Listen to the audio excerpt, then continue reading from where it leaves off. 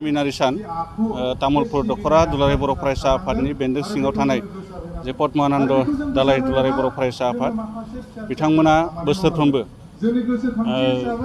दिनैनि बे सानखौ मुंख्लं सान हिसाबै फालिबोनाय जादों।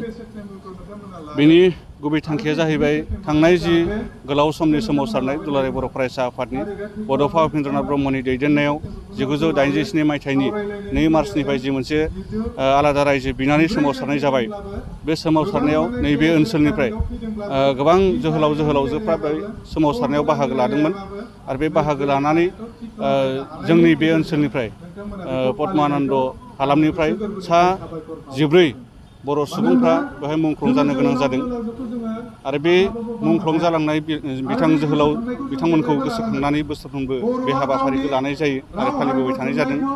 जों सानो बिथांमोननि जिउ दान होनायनि थाखाय बिथांमोननि बाउसोमनायनि थाखायनो बर' हारिया दिनै थांनाय जे गोलाव समनि सोमावसारनाय 1993 मायथाइनि 20 फेब्रुआरियाव BSC मुंनि मोनसे सुक्ति जों मोननो हादों। BSC सुक्तिया जोंखौ गोजोन होनो हायासै, फिन सोमावसारनाया जाफिनदों आरो बे सोमावसारनायावबो दुलाराय बर' फरायसा आफादनि जे हांख्रायनाय बायदि नैबे ओनसोलनिफ्राय मैखोमै बाहागो लादों आरो बे बाहागो लानायावबो जोंहा गोबां सुबुं मुंख्लं जालांदों। दा बिदिनो बिथांमोननि मुंख्लं एबा थै बाउसोमनायनि थाखायनो जोङो 2003 मायथाइनि जि फेब्रुआरि बेवहाय BTC मुंनि मोनसे गोरोबथा जों मोननो हादों। BTC गोरोबथा मोनखांनायनि उनावबो थामथि खोलोबनि जि सोमावसारनाय बे सोमावसारनायावबो नैबे ओनसोलनिफ्राय गोबां सुबुङा जोंहा मैखोमै बाहागो लाबोदों। दा बिथांमोननि जिउ बाउसोमनाय बे बाउसोमनाया जाहाथे ओरैनो थाङा बेखौ जोङो दालाय एबसुआ बोसोरफ्रोमबो मान होबोबाय थानाय जादों।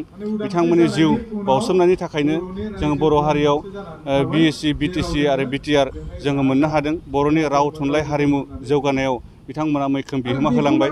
बेखायनो जोङो बिथांमोननि जि जिउ बाउसोमलांनाय बेखौ जोङो मान होनानै बोसोरफ्रोमबो बे हाबाफारिखौ लानाय जादों। जों दायो खावलायनो सानो BTRनि जि मोनसे सरकार सोलिगासिनो दङ, थांनाय 2020 मायथाइनि 27 जानुवारियाव जि मोनसे BTR गोरोबथा जाबाय, बे गोरोबथानि दफायाव बिथांमोना लिरनानै लाबोदों जे जायखिनि सोमावसारनायाव मुंख्लं जाबाय बिर जोहोलाव जोहोलावजो बिथांमोननि मुङाव 5 लाख करि माने बिथांमोना कम्पेनसेसन बा अनसुंथाइ होनायनि मोनसे बाथ्राखौ बिथांमोना रायखांदों। दा बे हाबाफारिखौ जों बरायदों। बेखायनो नैबे ओनसोलनि जिखिनि सा 14 जन मुंख्लं सुबुं दङ जोंहा, बिथांमोना जाहाथे बे कम्पेनसेसन